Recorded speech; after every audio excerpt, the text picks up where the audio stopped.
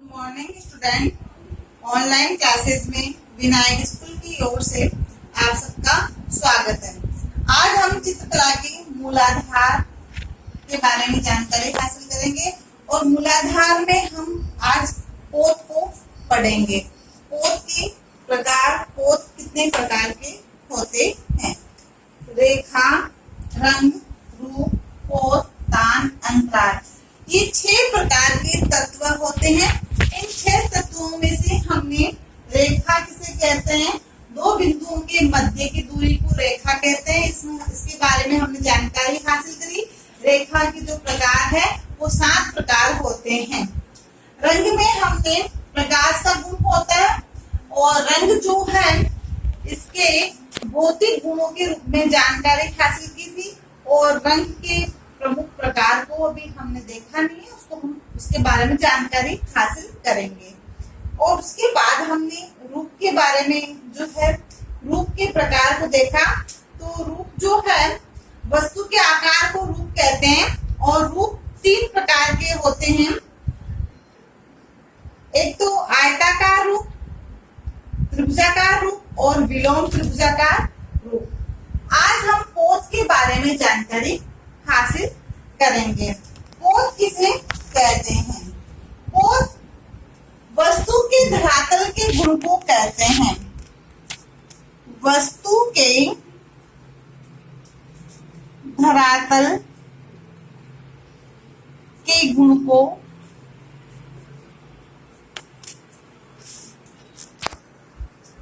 पोत कहते हैं। पोत के जो भेद हैं वो 3 होते हैं। पोत मानव निर्मित भी होता है और पोत प्राकृतिक भी होता है। कैसा होता है? पोत जो है मानव निर्मित भी है और पोत प्रकृति निर्मित भी होता है। पोत मानव निर्मित व प्रकृति निर्मित दोनों होते हैं। अब ये दोनों प्रकार के पोत होते हैं। तो पोत के जो भेद है वो 3 है। पहला पोत तो है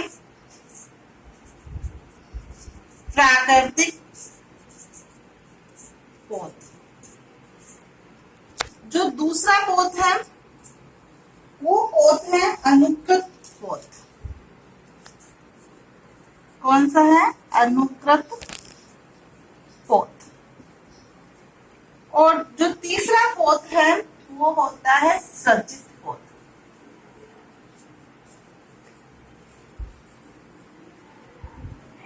तीसरा पोत है सृजित पोत। हम देखेंगे प्राकृतिक पोत किसे कहते हैं। इसके अंतर्गत वे सभी धरातल आ जाते हैं जो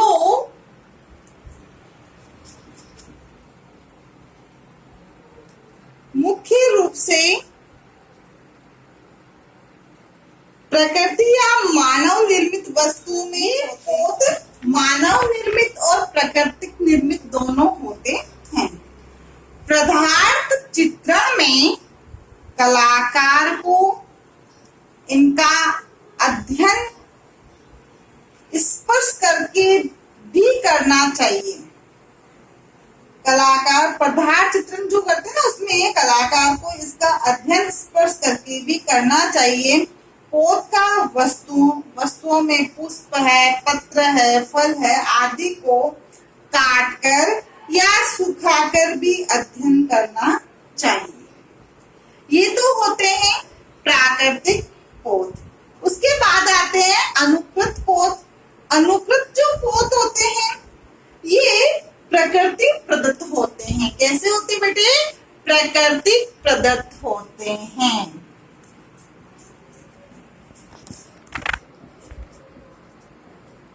ये प्रकृति प्रदत्त पौध होते हैं और ऊपर वाला जो प्राकृतिक पौध है वो मानव निर्मित और प्रकृति निर्मित दोनों होते हैं।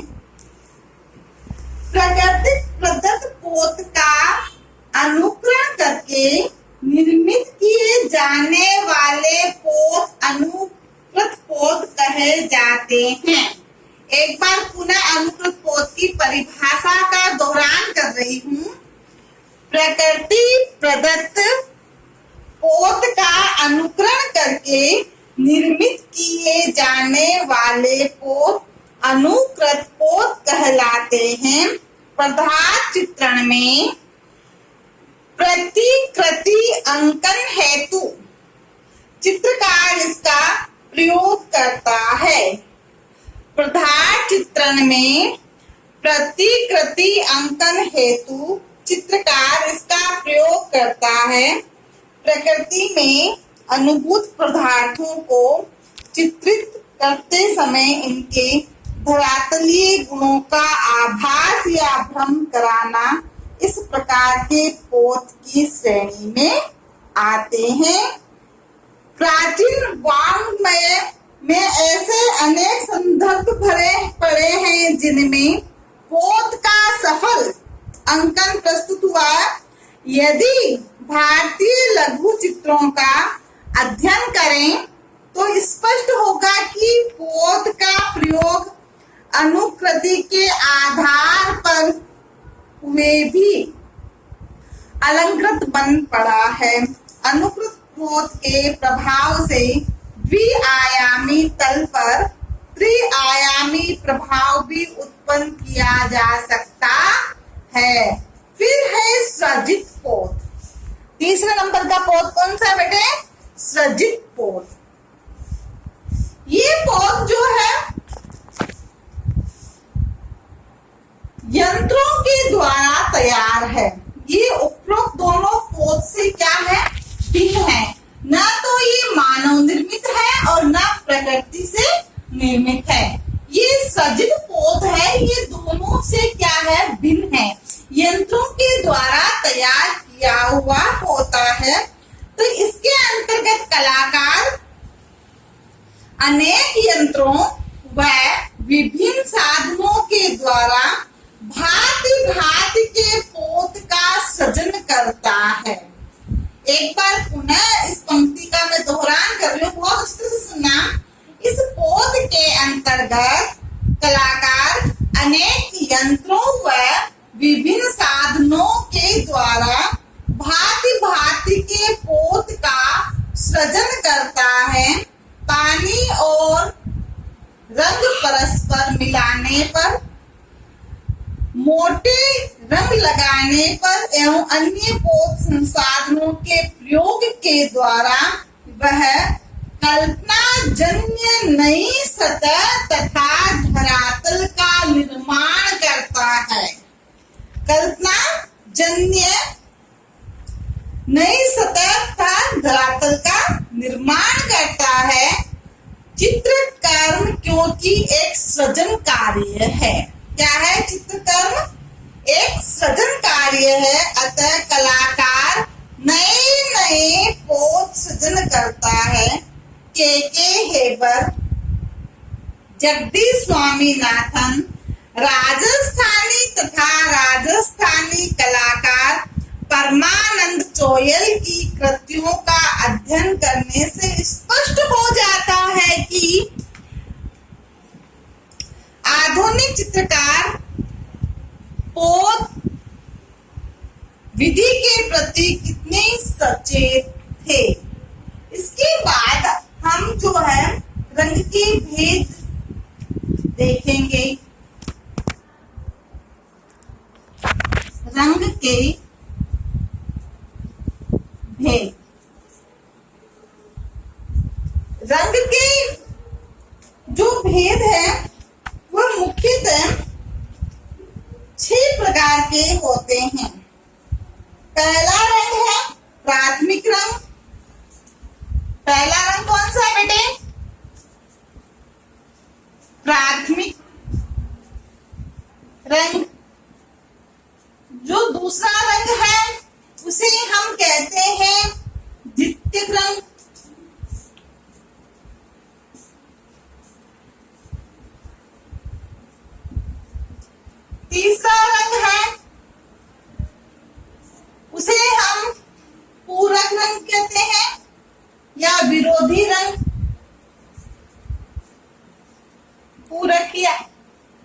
विरोधी रंग।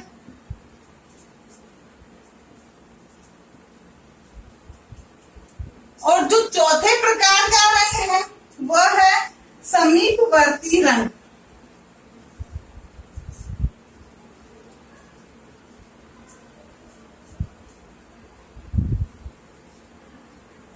कौन सा रंग है? समीपवर्ती रंग। पांचवा है अवर्णीय रंग।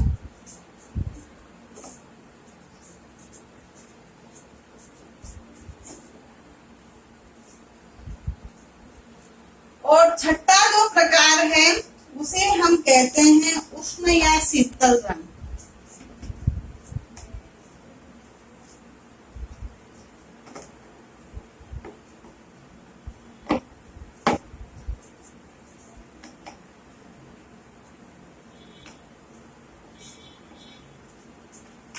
इस प्रकार से हम रंग के 6 भेद की जानकारी हासिल करते हैं। रंग जो है ये प्रकाश का गुण है और ये प्रकाश व दृष्टि पर निर्भर तत्व होता है। इसके 6 भेद हैं: प्राथमिक रंग, द्वितीयक रंग, पूरक या विरोधी रंग, समीपवर्ती रंग, अवर्णीय रंग, उष्ण या शीतल रंग। अब हम प्राथमिक रंग के बारे में जानकारी हासिल करेंगे। प्राथमिक रंग भी 3 प्रकार के होते हैं। कितने प्रकार के होते हैं बेटे? प्राथमिक रंग 3 प्रकार के होते हैं: लाल, पीला, नीला। कौन कौन से होते हैं? लाल, पीला और नीला। इस प्रकार से हमारे प्राथमिक रंग जो है 3 है। ये मौलिक रंग द्रव्य होते हैं। ये किन्हीं अन्य रंगों के मिश्रण से नहीं बनते। इनके मिश्रण से अन्य रंग बनते हैं। एकदम प्राकृतिक निर्मित होते हैं। और द्वितीय रंग जो होते हैं वो होते हैं 2 रंगों के मिश्रण से तैयार रंग होते हैं। किन्हीं दो रंग में कौन से है बेटे? प्राथमिक रंग लाल, पीला। अब लाल पीले को मिलाने से आपको पता है कौन सा रंग बनता है? नारंगी रंग बनता है। पीले में नीला मिलाने से हरा रंग बनता है और नीले में लाल मिलाने से बैंगनी रंग बनता है। तो इस प्रकार से द्वितीय रंग जो है वह मुख्य 2 रंगों को मिलाने से जो रंग हमें प्राप्त होता है उसे हम द्वितीयक रंग भी कहते हैं। ये रंग प्राथमिक रंगों से तैयार होते हैं। फिर है तृतीयक रंग यानी समीपवर्ती रंग। द्वितीयक श्रेणी के 2 रंगों के मिश्रण से जो रंग तैयार होते हैं उन्हें तृतीयक रंग या समीपवर्ती रंग कहते हैं।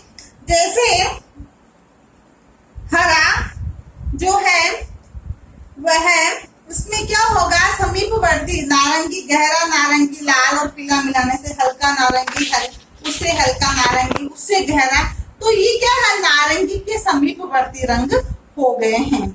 उसके बाद है पूरक रंग।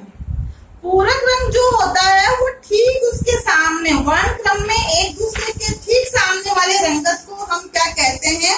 पूरक रंग कहते हैं। द्वितीयक रंग शेष बची हुई रंगत। इसमें क्या होता है? किन्हीं 2 मुख्य रंगों को मिला दिया जाए और इससे प्राप्त द्वितीयक रंग शेष बची हुई मुख्य रंगत की विरोधी रंगत होते हैं। लाल का विरोधी पूरक रंग जो है वो हरा होता है। इसके लिए एक डायग्राम बनता है बेटे इस तरह से। ये लाल, पीला और नीला। अब लाल के सामने कौन सा आएगा? नीला। और लाल और नीले को मिलाने से बैंगनी रंग बनता है। लाल और पीले को मिलाने से नारंगी। और लाल, पीला और नीला मिलाने से हरा। तो हरे का विरोधी रंग कौन सा होगा? लाल। और लाल का विरोधी कौन सा होगा? हरा। तो ये विरोधी रंग कहलाता है। तो इसमें देखो आप इस उदाहरण में भी आप दे सकते हैं इस तरह से। लाल का विरोधी या पूरक रंग कौन सा हुआ? हरा। पीले का पूरक रंग कौन सा हुआ? बैंगनी। कौन बैंगनी रंग होता है और नीले का पूरक रंग हुआ नारंगी। इस तरह से ये पूरक रंग कहलाते हैं। अवर्णीय रंग जो किसी में मिलते नहीं है वो रंग होते हैं काला और सफेद।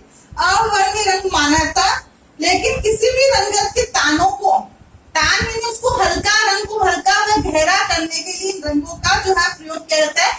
ये महत्वपूर्ण होते हैं रंगों को हल्के व गहरे करने के लिए। उसके बाद है उष्ण रंग। उष्ण रंग किसे कहते हैं? उष्ण तथा शीतल रंग।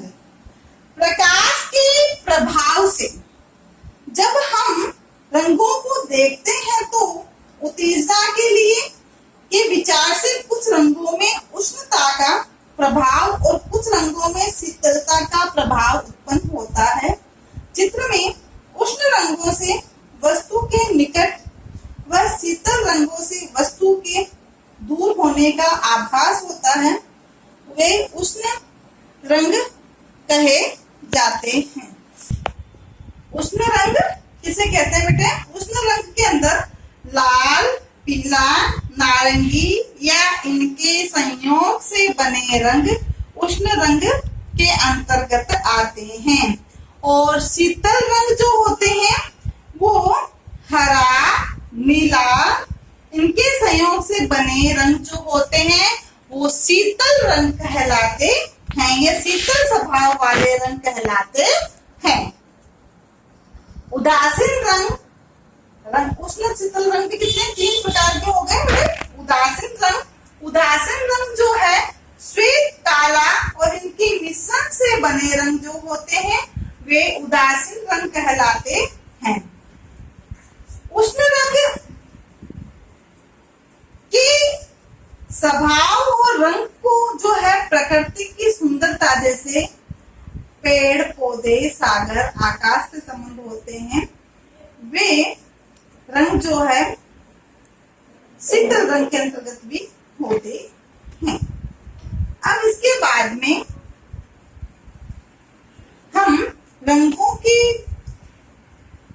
विभेद जो योजना होती है, रंग योजना की विभेद, उसके बारे में जानकारी हासिल करेंगे। किसी भी चित्र की रचना के लिए सबसे महत्वपूर्ण होता है इसमें प्रयुक्त वर्ण विन्यास, रंग संगति या रंग योजना अथवा रंग विन्यास। चित्र में आकर्षण उत्पन्न करने के लिए रंग योजना का विशेष जो है उसमें ध्यान रखना पड़ता है। रंग योजना के द्वारा ही चित्र संयोजन को अच्छा बनाया जा सकता है। रंग योजना के भी भेद होते हैं, विभेद। एक वर्णीय रंग योजना, बहुरंग वर्णीय रंग योजना, समवर्णीय जो है समरूप वर्णीय रंग योजना, विपरीत या पूरक रंग योजना, पूरक रंग योजना के बाद विरोधी रंग योजना, वर्णहीन रंग योजना। एक वर्णीय रंग योजना किसे कहते हैं बच्चों? एक वर्णीय रंग योजना के चित्र में रंग व रंगों की गहराई, रंग की जो गहराई व उभार हल्के में दिखाया जाता है। इस विधि में टोन में गहरे व हल्के का संतुलन होता है। इसमें इसकी एक रंग की विभिन्न रंगतों का प्रयोग कर चित्र को जो है समझाया जाता है।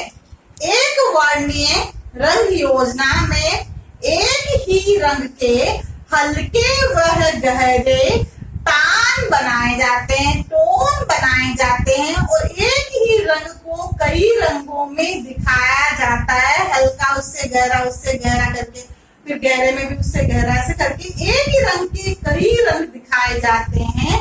वह कहलाते हैं एक वर्णीय रंग योजनाएं। उसके बाद में है बहुरंगीय रंग योजना में किसी चित्र में अनेक रंगों के प्रयोग की योजना को बहुरंगीय योजना कहते हैं।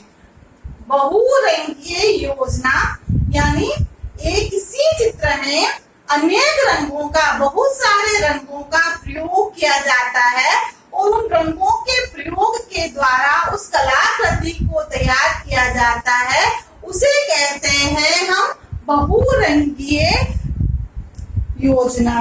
उस रंग योजना की समरूप वर्णीय योजना को ही कहते हैं। इसमें वर्णीय जो रूप वर्णीय योजना होती है, इस तरह के चित्र में प्रयोग होने वाले रंग एक ही परिवार के होते हैं। विपरीत पूरक रंग योजना, चित्रांकन में जब कोई दो प्रथम श्रेणी के रंग तथा उनमें से एक का विरोधी द्वितीय श्रेणी की रंगत ले अथवा प्रथम श्रेणी के रंग तथा दोनों मध्यवर्ती का विरोधी तृतीय श्रेणी का रंग होता है, उसे हम क्या कहते हैं? विरोधी रंग योजना। अब जैसे लाल का विरोधी हरा होता है, नीले का विरोधी नारंगी होता है, पीले का विरोधी बैंगनी होता है। इस तरह से विपरीत पूरक रंग योजना। और पूरक रंग योजना में भी जो है प्राथमिक रंगों के परस्पर आमने सामने के रंग पूरक रंग कहलाते हैं। विरोधी रंग योजना, जिन चित्रों में विपरीत स्वभाव वाले तीन तीन रंगों के समूह का प्रयोग होता है, उनमें विरोधी वर्ण योजना वाला चित्र कहलाता है। जिस कलाकृति में तीनों विरोधी रंगों की प्रयोग होता है, जिस कलाकृति में तीनों विरोधी रंगों का प्रयोग होता है, उसे हम क्या कहते हैं? विरोधी जो है कलाकृति से रंगों से तैयार कलाकृति। विरोधी रंगों से कलाकार की जो है वो तैयार की गई कृति होती है। लाल का विरोधी हरा है, नीले का विरोधी नारंगी है, पीले का विरोधी बैंगनी है। तो इसमें हरा, नारंगी, बैंगनी रंगों के प्रयोग से जो कलाकृति तैयार की जाती है, उसे हम विरोधी रंग योजना की कलाकृति कहते हैं।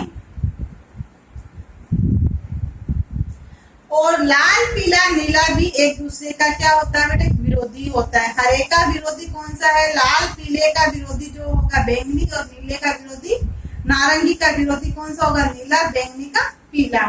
तो लाल, पीला और नीला रंगों के प्रयोग से जो कलाकृति तैयार होती है, वो भी विरोधी रंग योजना की कलाकृति कहलाती है। वर्णहीन रंग योजना, चित्रांकन में वर्णहीन रंग हमने अभी बताए थे आपको। सफेद और काले व भूरे रंग को वर्णहीन रंग कहते हैं, और जिन रंग चित्रांकन में भूरे, काले, सफेद रंग का प्रयोग करके चित्र वर्णहीन कहलाता है, तो वह वर्णहीन रंगों के द्वारा तैयार की गई कलाकृति होती है। ये उदासीन या तटस्थ रंग कहलाते हैं। कौन से रंग कहलाते हैं? सफेद और काला उदासीन या तटस्थ रंग कहलाते हैं। तो ये प्रश्न कई दफे आता है, उदासीन रंग किसे कहते हैं या तटस्थ रंग किसे कहते हैं? तो सफेद व काले भूरे रंगों को जो है उदासीन रंग कहते हैं।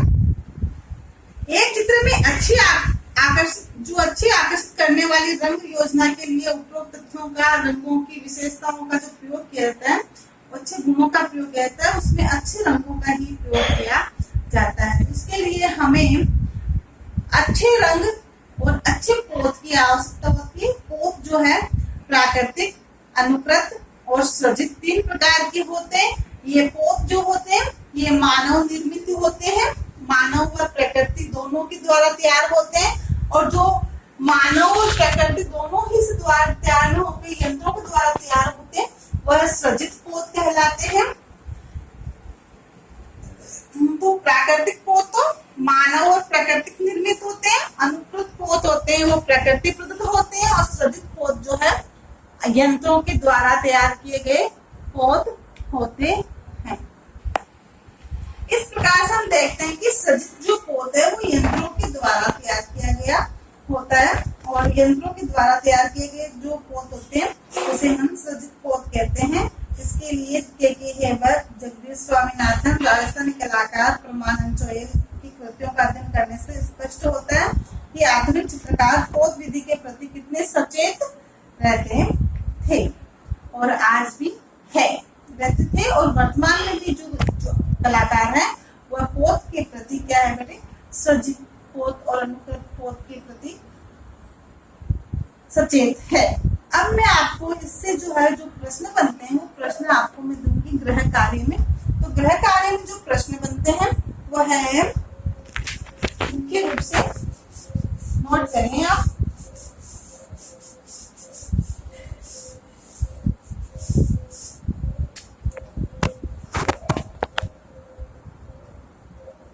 ग्रह कार्य प्रश्न संख्या 1, पोत किसे कहते हैं? पोत किसे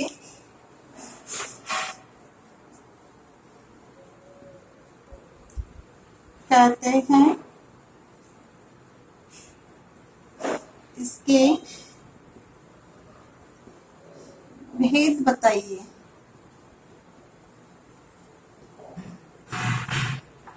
प्रश्न संख्या 2, प्रश्न संख्या 2 है, उसमें जो रंग के भेद को बताना है। रंग के भेद कितने होते हैं?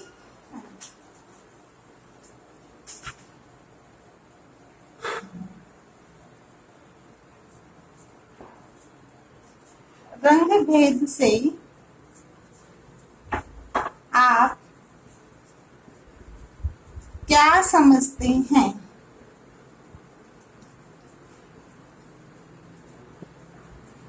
रंग भेद से आप क्या समझते हैं?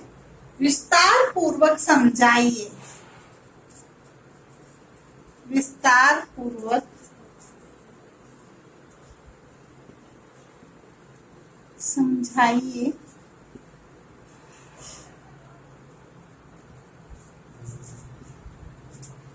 इस प्रकार से आपको ये जो है होमवर्क में 2 प्रश्न करने